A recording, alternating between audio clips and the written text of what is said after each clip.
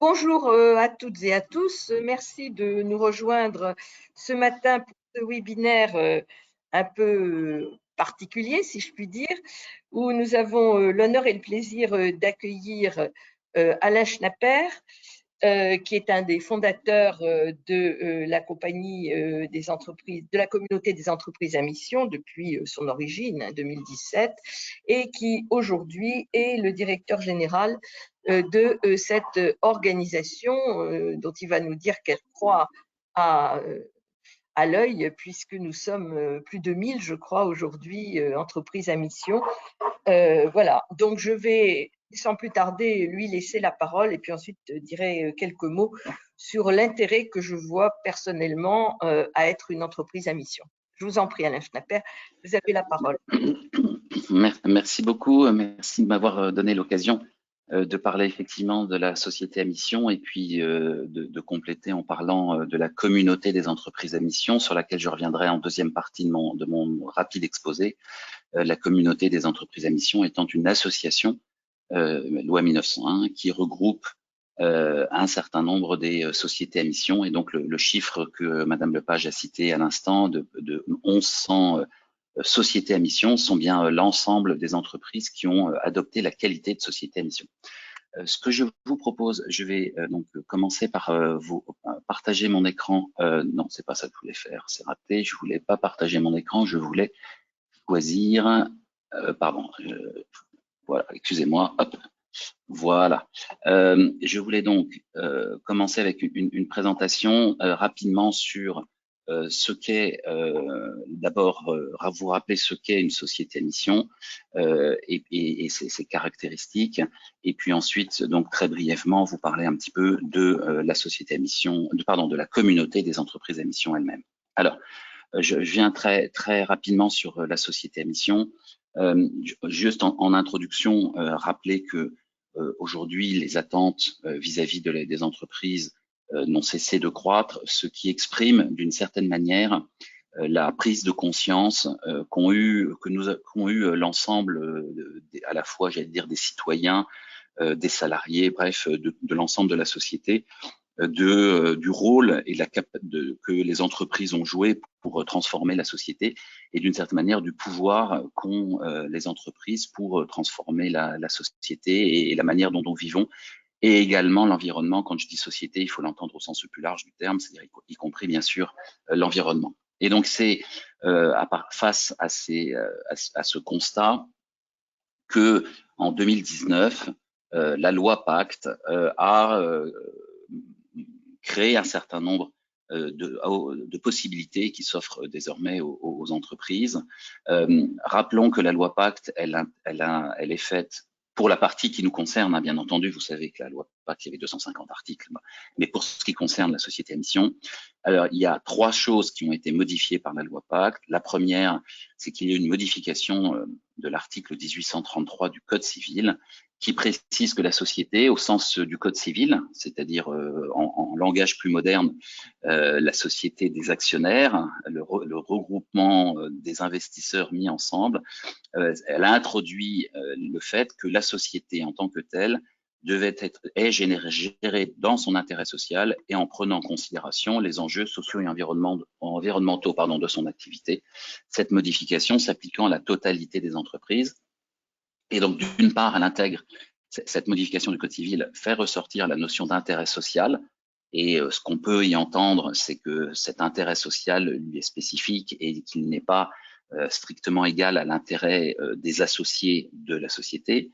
Et donc, en prenant en considération les enjeux sociaux et environnementaux de son activité. Et puis, la loi a également rendu possible, sur la base du volontariat, la possibilité de se transformer en société amie. Alors d'abord, d'inscrire dans ses statuts une raison d'être, dont vous voyez la définition qui est, on va pas se le cacher, pas extrêmement précise dans la loi, mais en gros, ça cite bien les principes dont la société entend s'inspirer et pour le respect desquels elle affecte des moyens dans la réalisation de son activité. Cette expression est importante, c'est-à-dire que normalement, une raison d'être, elle doit être en lien avec l'activité de l'entreprise. Et puis enfin, et on va revenir un peu plus dans le détail, bien sûr, une société peut acquérir la qualité de société à mission. Donc, c'est pas un statut au sens où l'entreprise conserve son statut au sens juridique du terme, quel qu'il soit, si c'est une SAS, une SA, une SARL, etc. En revanche, elle peut donc acquérir la qualité de société à mission moyennant un certain nombre de conditions, qui sont d'une part donc l'inscription d'une raison d'être dans ces statuts, mais qui doit être complétée parce que parce que la loi appelle des objectifs statutaires, que je préfère appeler des engagements, je pense que c'est plus parlant, et un dispositif de vérification double, c'est-à-dire qui est fait soit par un comité de mission, à la fois par un comité de mission, et ensuite une vérification par un organisme tiers indépendant qui s'assure de l'atteinte ou non des objectifs que l'entreprise s'est donné. Alors, je vais essayer de rentrer un tout petit peu plus dans le détail, ou surtout de bien faire comprendre la particularité de cette qualité de société à mission. L'originalité fondamentale de ce dispositif, c'est d'une part la liberté que chaque entreprise conserve de choisir la mission qu'elle se donne. Donc, il n'y a aucune limite en ce sens. Et ça renvoie du coup à, d'une certaine manière, la façon dont l'entreprise entend définir son utilité sociale, j'allais dire, son utilité pour la société au sens large, sa capacité, la façon dont elle veut relever les enjeux sociaux et environnementaux qu'elle est censée prendre en considération en application de l'article 1833 du Code civil. Et pour être plus concret, disons, la raison d'être doit être associée, complétée par des objectifs, c'est le terme de la loi, je répète que je préfère parler plutôt d'engagement, qui d'une certaine manière définissent la façon dont l'entreprise entend répondre aux enjeux en sociaux et environnementaux de son activité et répondre à la raison d'être qu'elle s'est donnée. Et le complément absolument indispensable à cette liberté qui est laissée à l'entreprise de déterminer sa mission, c'est que la contrepartie, en quelque sorte, c'est qu'elle doit rendre compte de la façon dont elle exécute sa mission. Elle doit rendre compte de la façon dont elle respecte les engagements qu'elle s'est donnés. Et pour ça, elle doit se doter d'un comité de mission, donc un organe, une forme d'organe de gouvernance, en tout cas un organe de suivi et de contrôle de la gouvernance d'une certaine manière, qui peut être constitué avec un minimum de contraintes, c'est en respectant à nouveau la liberté de l'entreprise. La seule obligation, c'est d'avoir au moins un salarié. Et puis, je précise en passant que pour les entreprises de moins de 50 salariés, le comité de mission peut être remplacé par un référent de mission, donc une personne unique.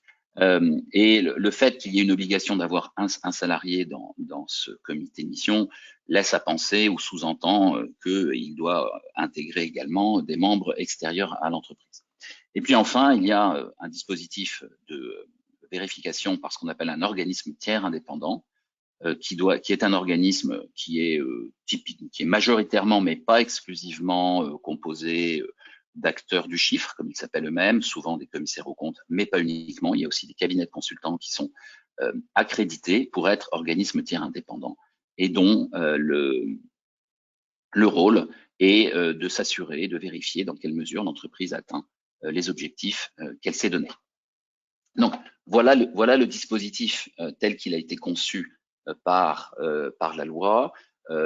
J'insiste, une particularité qui la différencie de à peu près tous les autres systèmes qui existent dans le monde, puisqu'il y a d'autres pays qui ont modifié leur statut pour donner la possibilité, ont modifié la loi pour donner la possibilité d'inscrire dans les statuts des objectifs autres que purement lucratifs, mais c'est le seul qui combine cette totale liberté laissée à l'entreprise de concevoir sa mission et en même temps de lui doter d'un système de vérification qui soit aussi ad hoc, c'est-à-dire qui ne fait pas référence à des outils standards que l'entreprise serait obligée d'appliquer. Alors, je vais rapidement quelques exemples de raisons pour lesquelles il y a des entreprises. Les entreprises ont fait le choix. Cette liste n'est pas exhaustive, elle n'a pas vocation à l'être. C'est plus pour citer un certain nombre de propos. Il y a d'abord, on peut dire qu'il y a souvent le dirigeant lui-même qui joue un rôle assez fondamental dans la décision de devenir société à mission. Et donc, ça peut être une manière d'exprimer des convictions fortes sur le rôle des entreprises dans la société. Dans le cas d'entreprises qui sont dans des logiques de transformation, ça peut être vu comme une façon, là où on peut avoir l'impression que tout change et tout bouge, la capacité à donner une espèce de cap à l'entreprise en posant un certain nombre de principes sur lesquels que l'entreprise est capable de clarifier et sur lesquels elle ne veut en aucun cas revenir. C'est en ce sens que je préfère parler d'engagement plutôt que d'objectifs à propos des objectifs statutaires. Je pourrais vous donner d'autres exemples. Il y en a la capacité à se projeter et à anticiper sur ce que seront les enjeux fondamentaux de l'activité de l'entreprise est une manière de s'inscrire dans le long terme et de clarifier la contribution qu'on entend avoir par l'entreprise dans le long terme et donc de contribuer à, d'une certaine manière, la pérenniser dans le temps.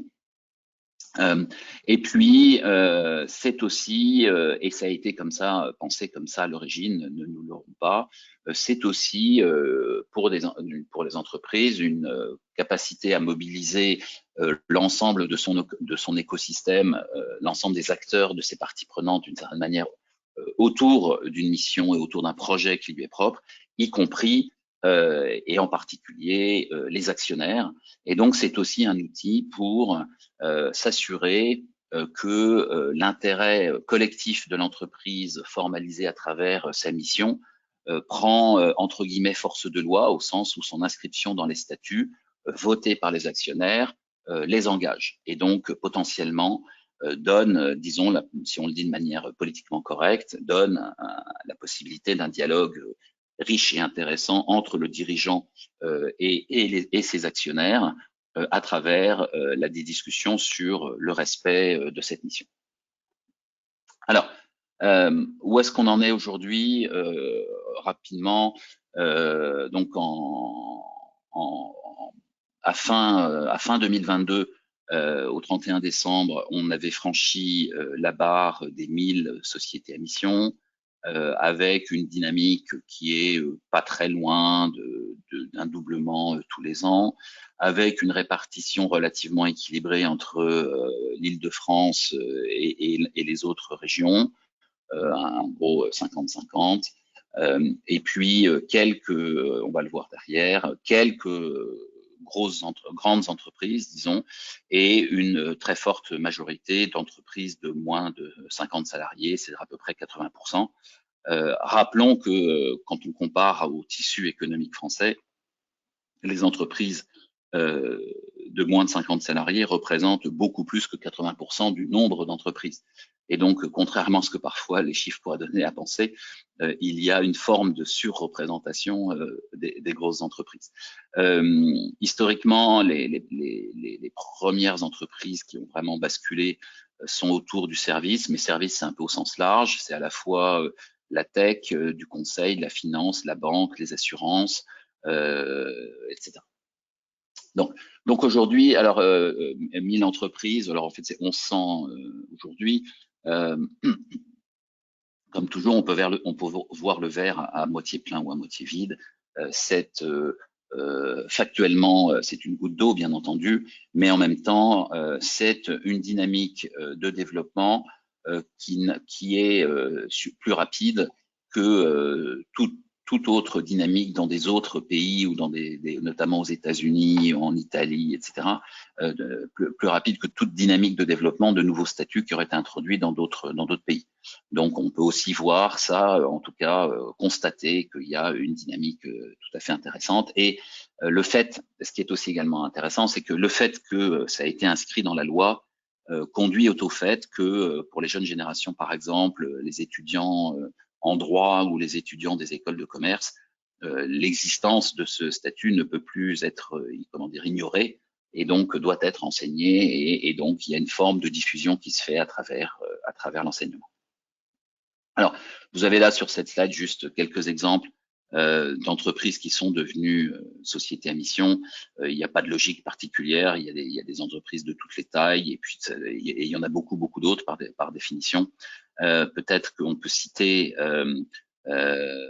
parmi les il y a 6 entreprises de mémoire cotées, dont Danone, dont tout le monde a entendu parler. Il y a des acteurs de toutes sortes, de toutes tailles. Il y a La Poste, le groupe La Poste et la Banque Postale, pardon, parmi les gros acteurs. Il y a le Crédit Mutuel dans ces 2 branches qui sont sociétés à mission. Et puis il y a toutes sortes de petits acteurs que vous voyez ici de toute nature et de tout type d'activité. Alors, le temps passant, je vais très vite maintenant évoquer ce qu'est la communauté des entreprises à mission. Donc, je vous l'ai dit en introduction, la communauté des entreprises à mission est une association 1901 qui regroupe essentiellement des dirigeants d'entreprises qui sont sociétés à mission et des chercheurs, car il faut savoir que la loi Pacte a été rédigée à la suite de travaux de chercheurs qui se sont étendus sur une dizaine d'années entre 2009 et 2019 en gros, et nous avons dans cette association cette particularité de chercher à lier à la fois théorie et pratique, et donc de faire dialoguer, de faire travailler ensemble des chercheurs et des dirigeants. C'est donc une association d'intérêt général.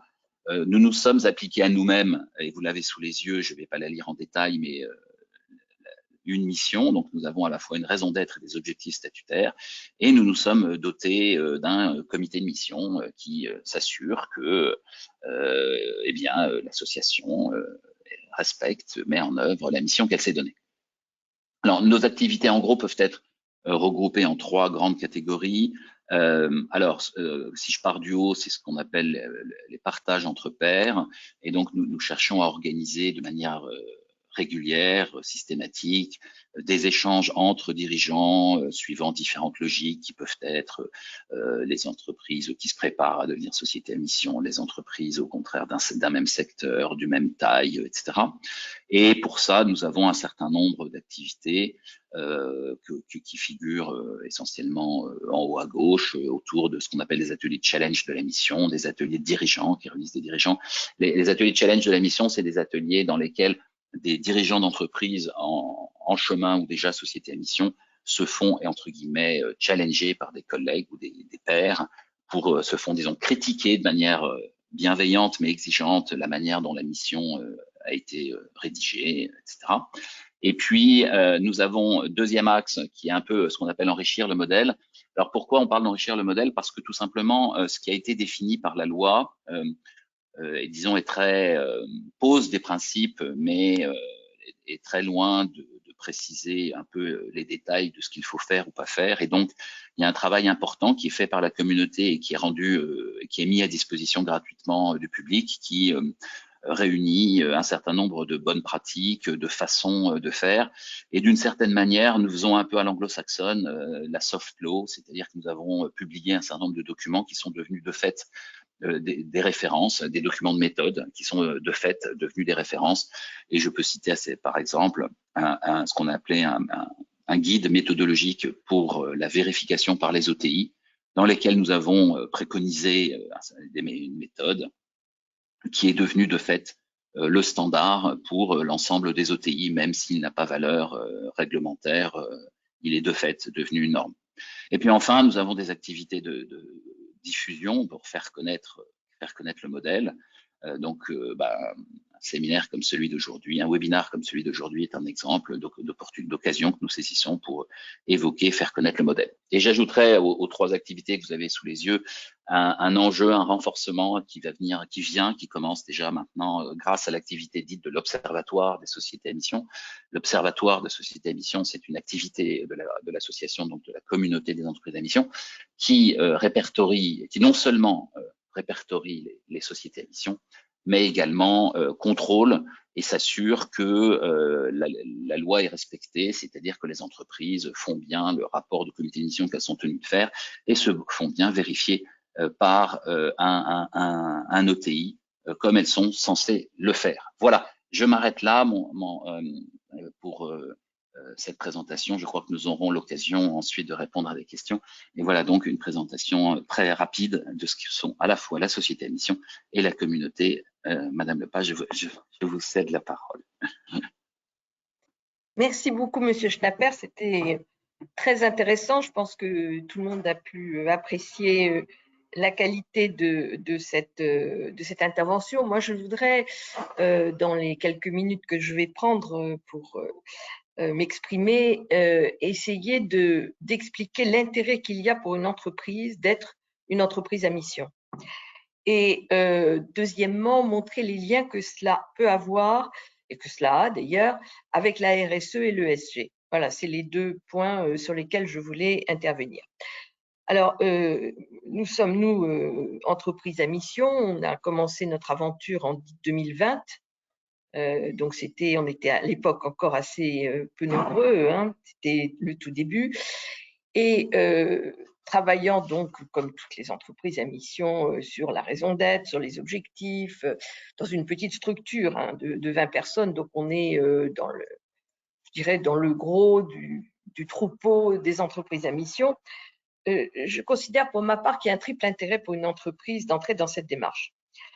D'abord, la définition de sa raison d'être, c'est une interrogation sur le sens de l'entreprise et c'est un outil de cohérence. Une entreprise elle a une activité dans un domaine ou dans un autre, mais dans le monde dans lequel nous vivons aujourd'hui, et je pense en particulier aux jeunes générations, la question du sens de ce que l'on fait est absolument essentielle. Et par voie de conséquence, quelle que soit l'activité économique que l'on peut avoir, le sens de cette activité au regard des grands enjeux, au regard des impacts sociaux et sociétaux, au regard des impacts environnementaux, au regard de l'intérêt des gens qui travaillent dans l'entreprise. Tout ceci apparaît lorsque l'on va discuter de ce que c'est que la raison d'être. C'est à mon sens une discussion qui doit être assez collective, même si en définitive le choix se fait au niveau des dirigeants. Elle doit être assez collective parce que c'est ce qui va donner, je dirais, l'ADN de l'entreprise. C'est ce qui va donner sa trame, c'est ce qui va donner sa dynamique interne. Et donc, la définition de la raison d'être, c'est un moment, à mon avis, très intense de réflexion et de discussion, car une raison d'être, c'est une phrase assez courte en définitive, donc, dans laquelle chaque mot va compter, chaque mot va avoir du sens et chaque mot va renvoyer à une partie de ce qui fait l'activité de l'entreprise.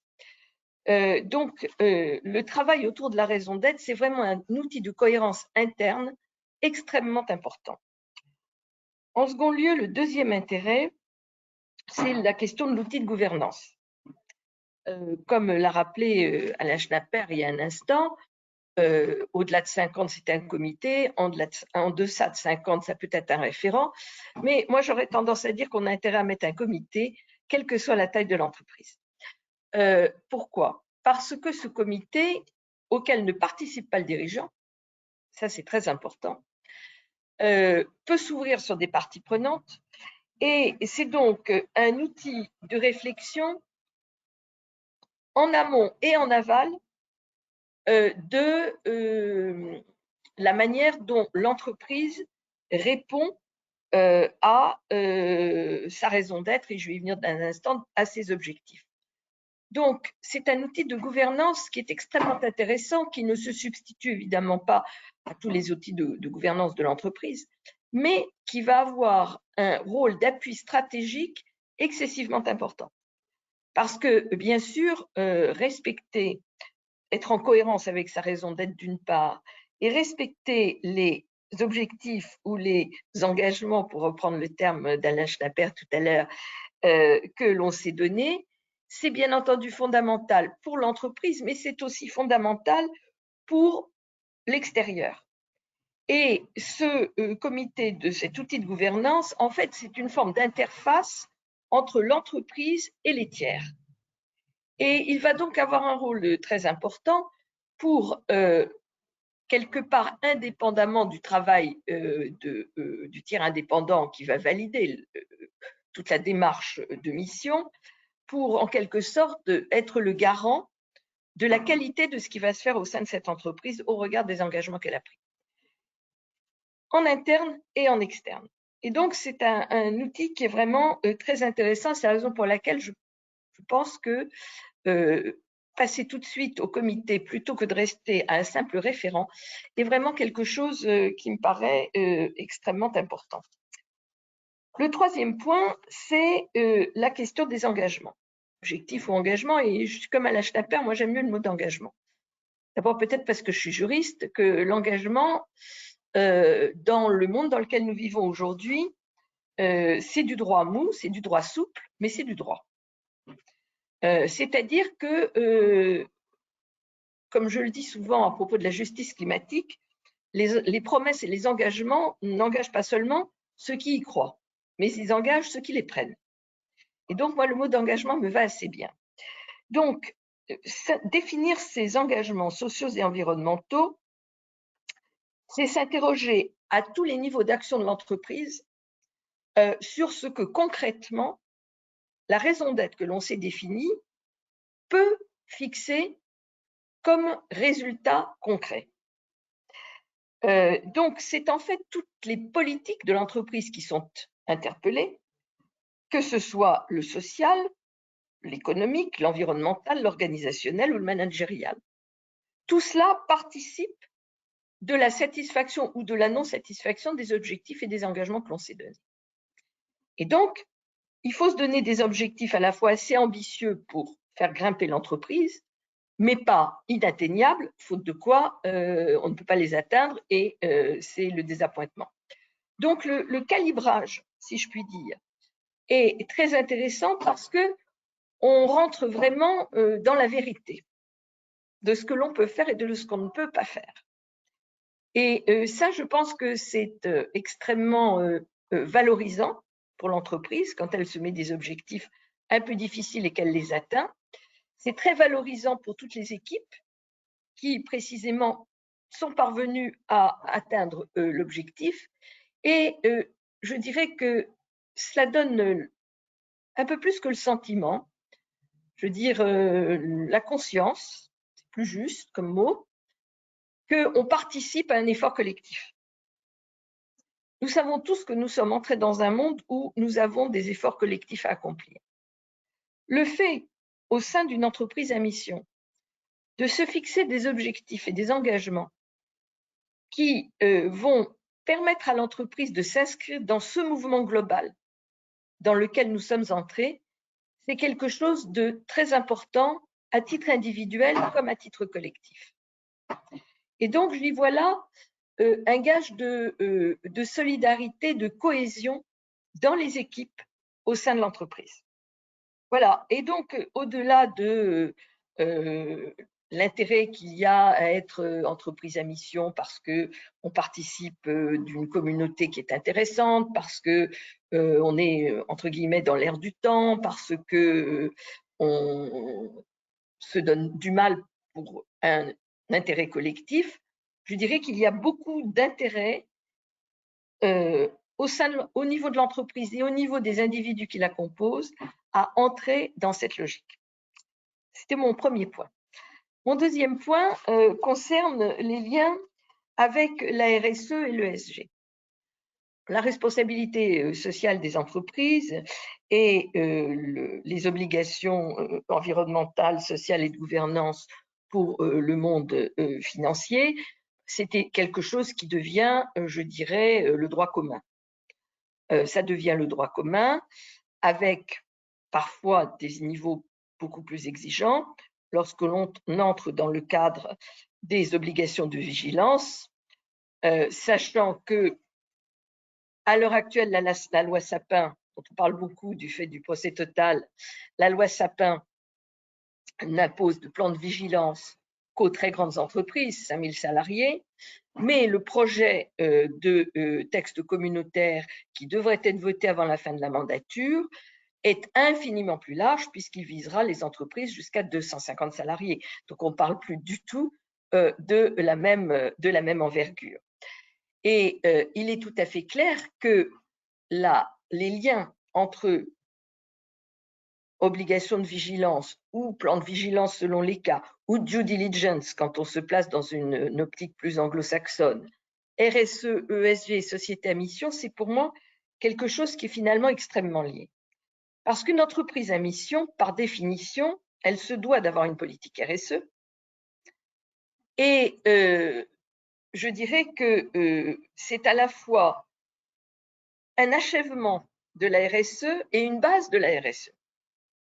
C'est un achèvement de la RSE en ce que la société à mission va plus loin que la RSE, puisqu'elle se traduit par des engagements, je dirais, plus fins, et aussi parce qu'elle met en place une structure que l'on ne trouve pas forcément en matière de RSE.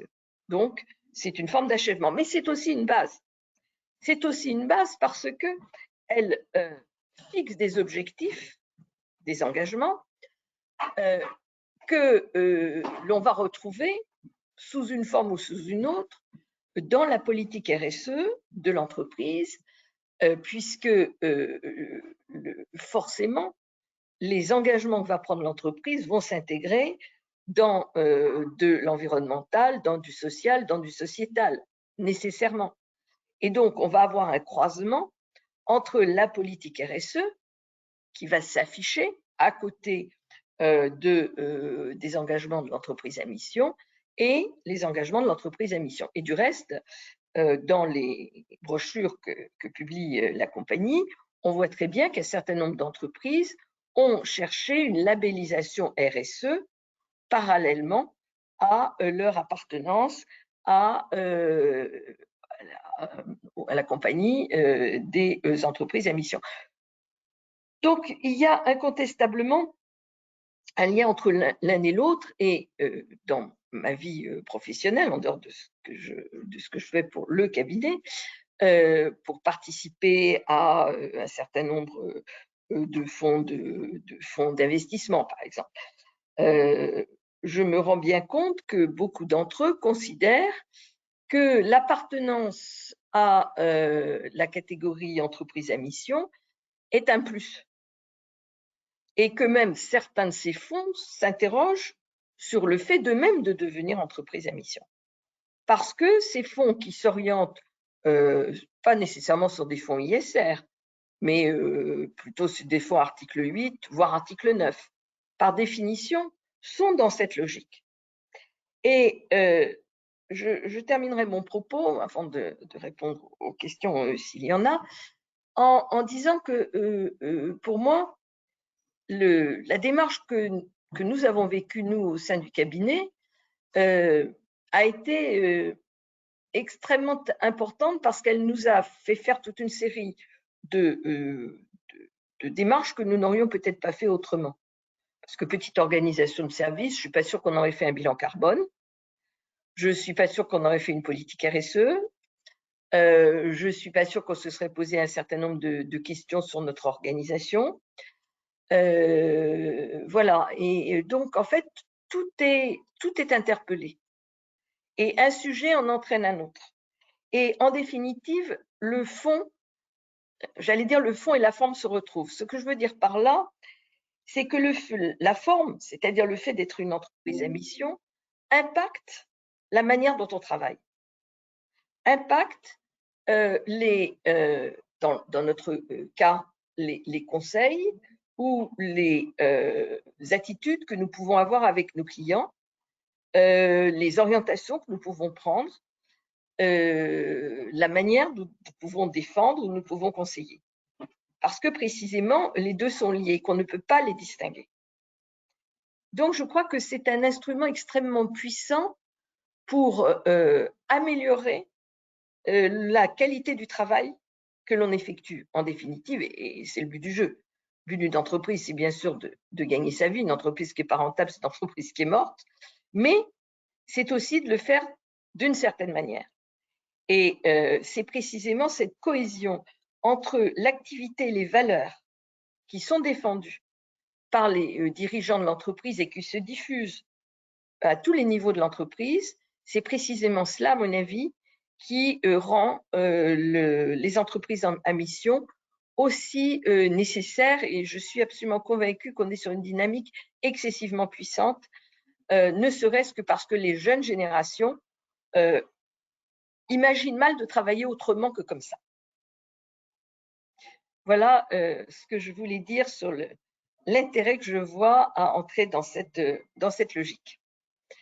Margot, est-ce que nous avons des questions, à moins que Alain, vous souhaitiez réagir sur mes propos?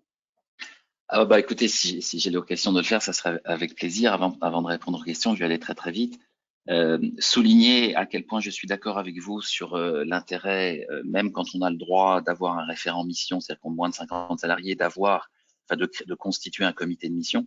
Et la bonne nouvelle, c'est que quand on regarde la quasi-totalité des entreprises, des sociétés à mission, y compris celles qui ont moins de 50 salariés, ont choisi d'avoir un comité de mission, c'est-à-dire même quand elles n'y sont pas obligées. Donc votre recommandation est suivie des faits et en tout cas elle est générale.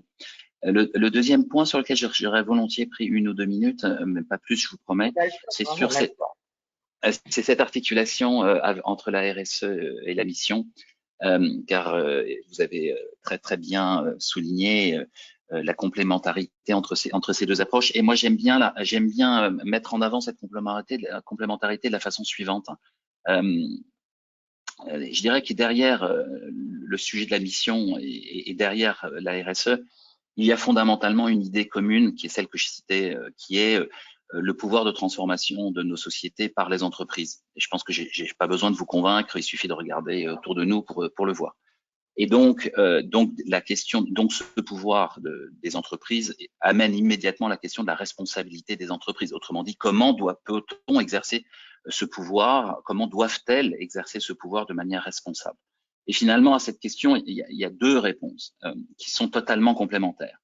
La première réponse, c'est de dire, c'est pour faire quoi? C'est-à-dire, au service de quoi les entreprises vont-elles mettre ce pouvoir de transformation? Et ça renvoie directement finalement à l'utilité sociale des entreprises, comment elles contribuent à un avenir meilleur.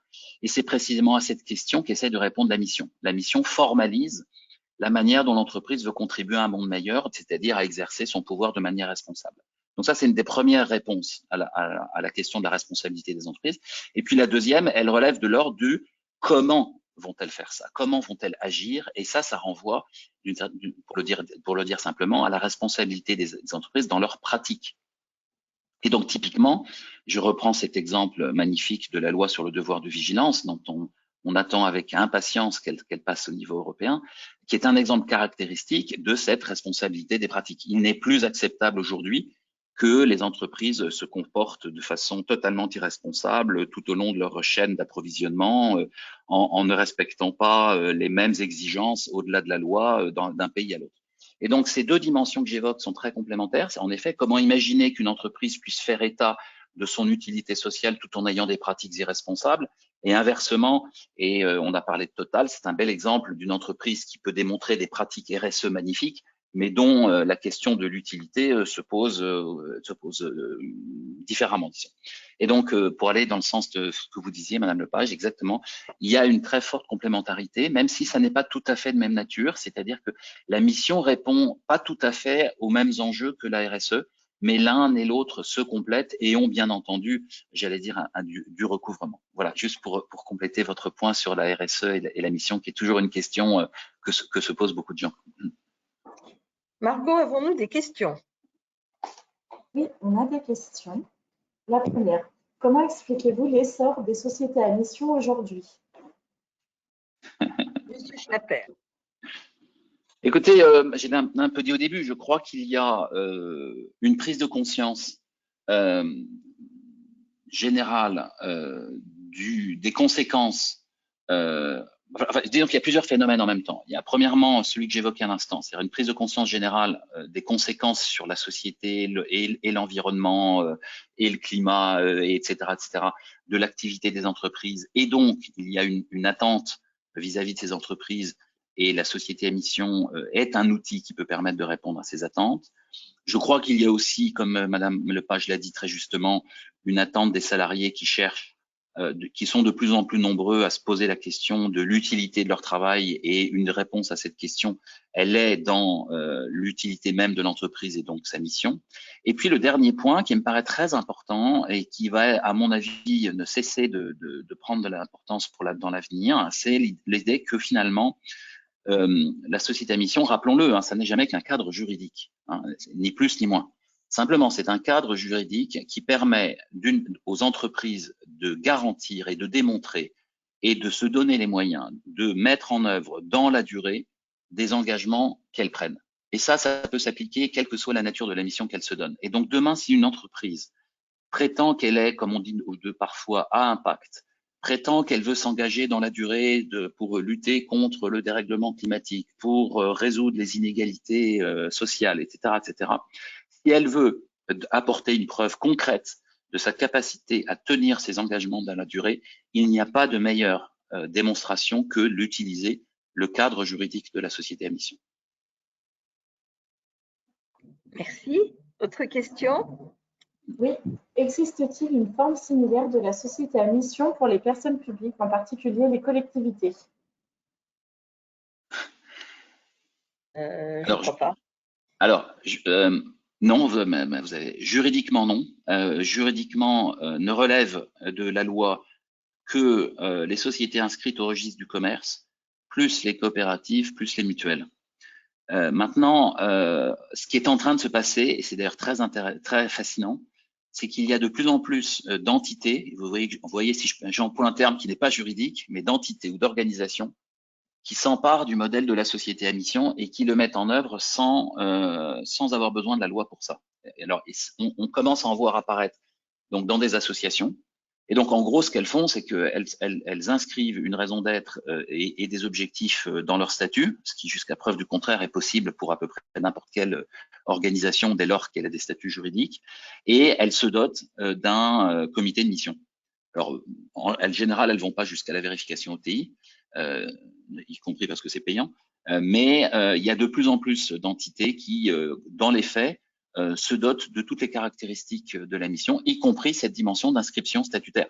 Rappelons que la loi, c'est quand même, je fais juste une parenthèse, mais c'est un article de loi qui est quand même extraordinaire, puisqu'en gros, c'est l'article de la loi sur la société à mission, elle dit que vous avez le droit de faire quelque chose que vous aviez déjà le droit de faire. Car jusqu'à preuve du contraire, inscrire une raison d'être, des objectifs et se doter d'un comité de mission, ça n'a jamais été interdit par quiconque. Et donc la loi a créé la possibilité de faire quelque chose qui était déjà possible.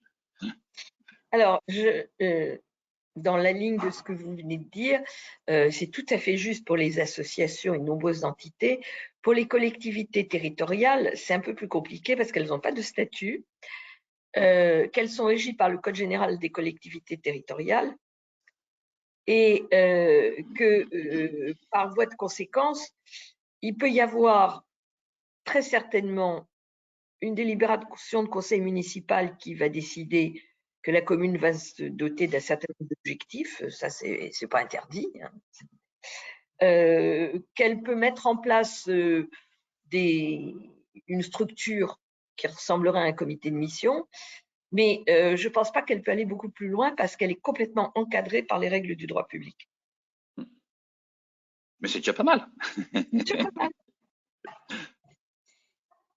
Alors, autre question. Le comité de la société à mission doit-il être ouvert à des personnes extérieures? Lesquelles? Chaque voix est-elle égalitaire dans ce comité? Alors là, la loi est à la fois très précise et très vague, puisque la seule chose qu'impose la loi, c'est l'obligation d'avoir au minimum un salarié au sein du comité de mission. La deuxième chose qu'elle dit, c'est que le comité de mission doit être distinct des organes de gestion de la société. Donc, implicitement, c'est très clair que oui, dans une commission, il doit y avoir des membres extérieurs, même si c'est pas strictement imposé par la loi. Ce qui serait, par exemple, interdit, ça serait, et là pour le coup, c'est vraiment contraire à la loi, ça serait, mais je parle sous le contrôle de Madame Lepage, mais ça serait par exemple la comité de mission qui ne serait composé que de membres du conseil d'administration. Car là, ça viendrait, ça serait a priori, enfin, c'est a priori contradictoire avec le fait que le comité de mission doit être distinct des organes de gestion. Donc, si ça n'était qu'une émanation du conseil d'administration, a priori, ça serait contradictoire.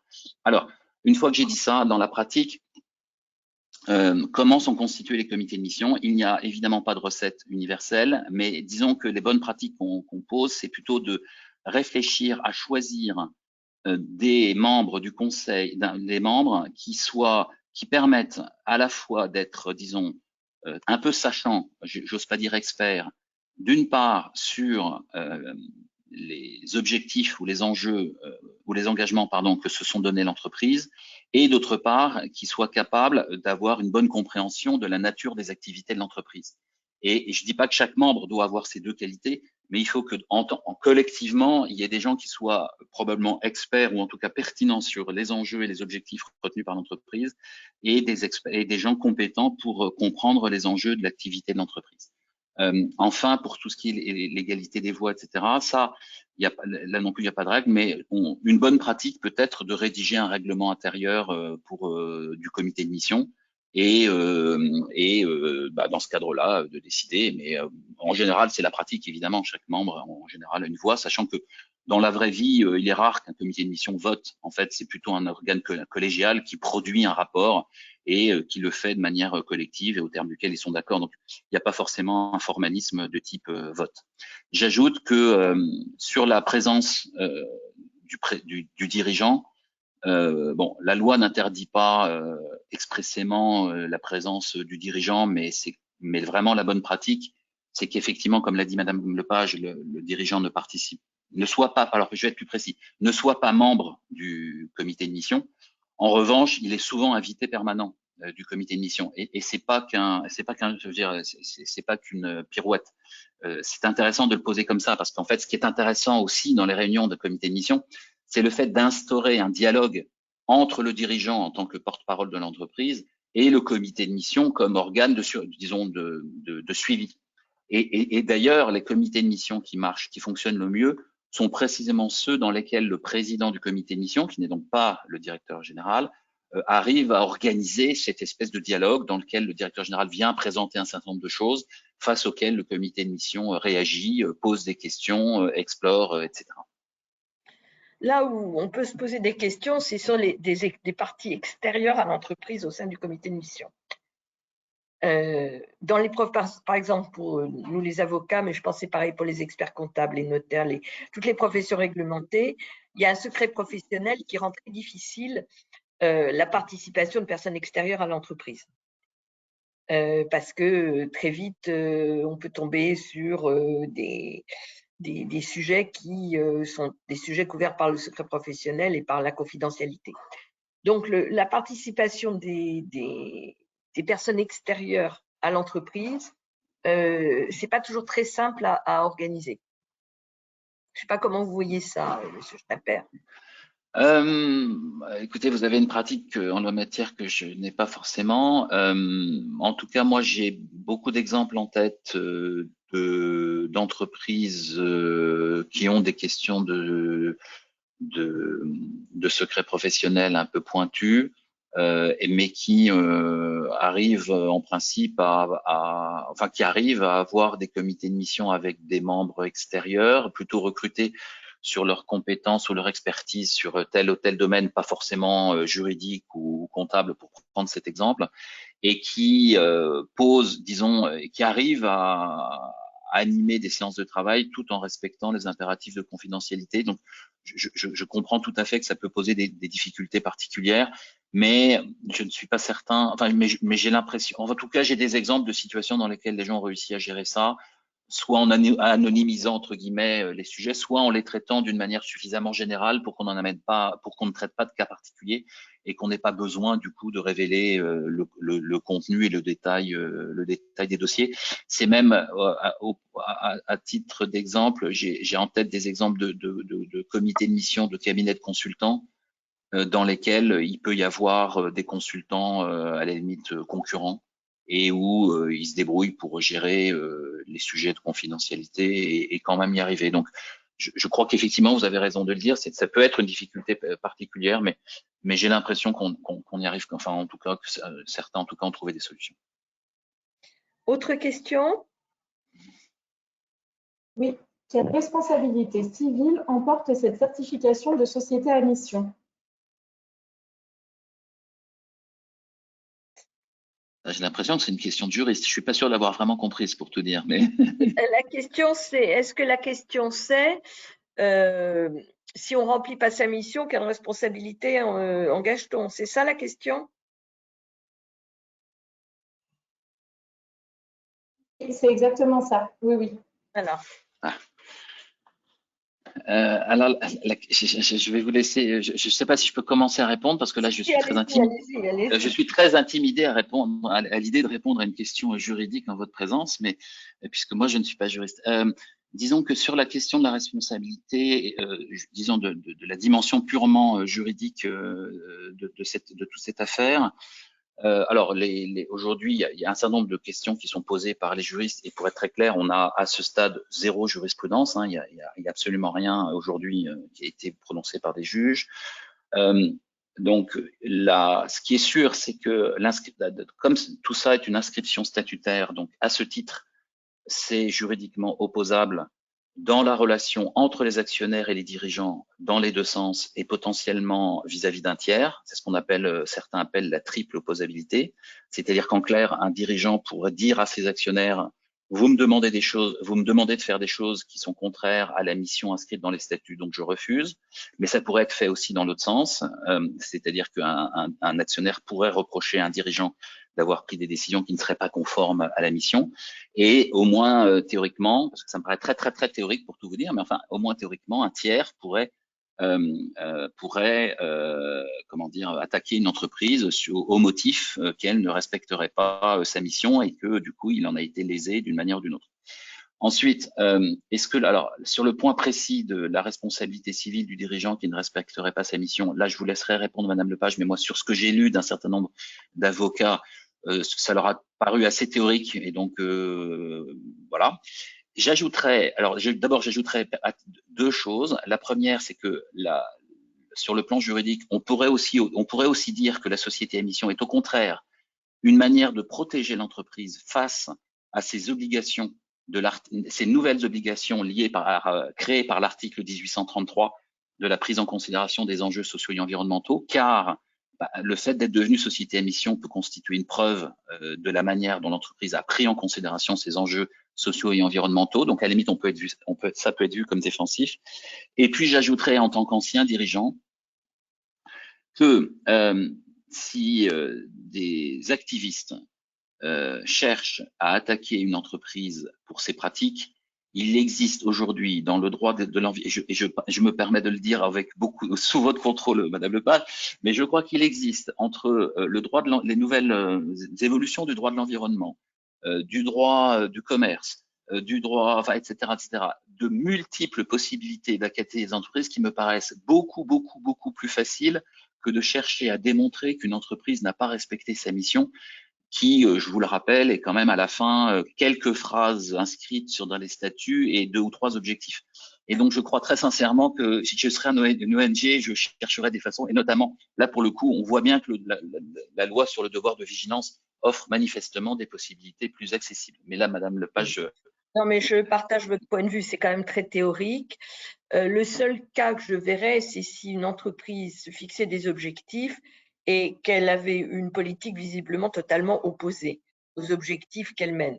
Bon, d'abord, je pense que la qualité de société à mission pourrait se poser, pourrait lui être retirée, et à la limite, on pourrait envisager que c'est une forme d'éco-blanchiment, c'est du greenwashing, quoi, en gros. On retrouve, et là je suis d'accord avec vous, on retrouve le droit commun, quelque part. Ouais. On retrouve le droit commun. Autre question, Margot? Oui. Qui délivre cette certification? Ça n'est pas une certification. Ça n'est pas une certification.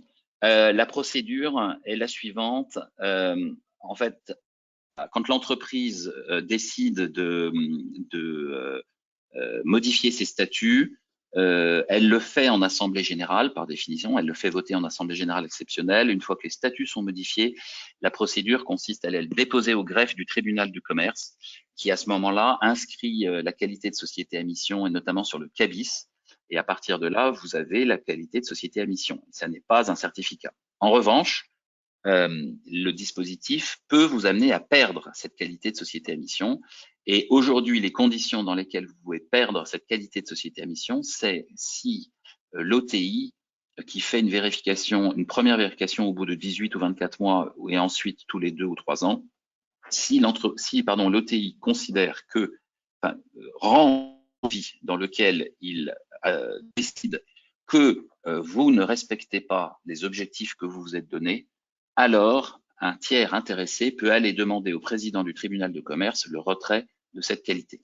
Mais une fois encore, ça n'est pas un certificat, et je vais même ajouter, ça n'est pas un label, ça n'est qu'un cadre juridique que l'entreprise choisit de se donner pour accomplir, piloter, contrôler, rendre compte sur une transformation dans laquelle elle s'engage.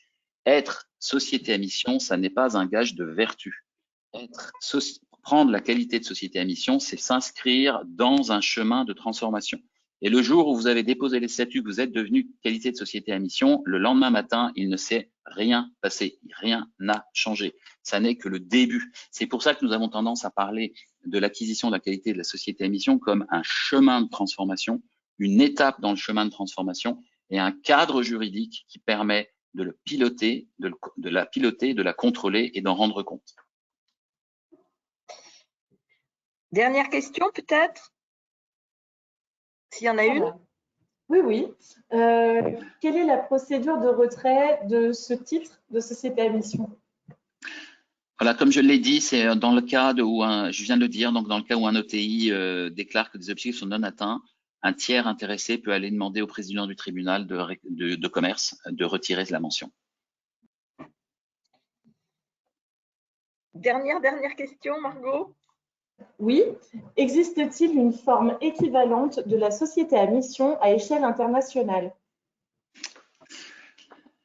Alors, non, au sens de strictement identique, non. En revanche, il existe des statuts juridiques qui ressemblent plus ou moins à cela dans pas mal de pays.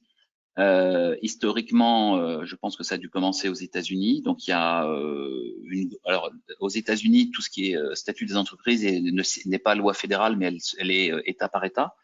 Et donc, il y a beaucoup d'États américains, dont la Californie, pour pas la citer, qui ont créé un statut qui s'appelle Benefit Corporation, qui donne la possibilité aux dirigeants, enfin aux entreprises d'inscrire dans leur statut des engagements autres et complémentaires aux engagements lucratifs, ce qui n'est pas neutre parce qu'aux États-Unis, il y a ce qu'on appelle le financial duty qui fait qu'aujourd'hui, un actionnaire peut poursuivre un dirigeant s'il considère qu'il a eu des comportements qui ne maximisent pas les profits pour l'actionnaire. Donc, bref, donc il y en a aux États-Unis, il y en a en Italie, il y en a en Espagne depuis l'été dernier, il y en a au Royaume-Uni. Il y a des réflexions en cours dans plusieurs pays d'Europe. Et pour ne tout vous dire, on réfléchit à comment pousser un petit peu le Parlement européen à peut-être un jour proposer une directive qui viendrait ouvrir la possibilité, qui de toute façon se passerait dans chacun des droits nationaux, dans les différents pays d'Europe. Mais il n'y en a pas d'autre qui ait strictement les mêmes caractéristiques que la société à mission française, c'est-à-dire ce mélange de inscription statutaire d'un côté et d'obligation de rendre compte sans que ça s'appuie sur un référentiel a priori, mais qu'avec toute liberté laissée à l'entreprise de définir et sa mission et la manière dont elle veut en rendre compte. Très bien, mais écoutez, on a eu beaucoup de questions. Je trouve que nos auditeurs étaient intéressés. Il me reste à vous remercier beaucoup, Alain Schnapper, pour la qualité de ces interventions, remercier nos auditeurs et vous donner rendez-vous pour un prochain webinaire. Merci, au revoir, bonne journée. Merci, au revoir.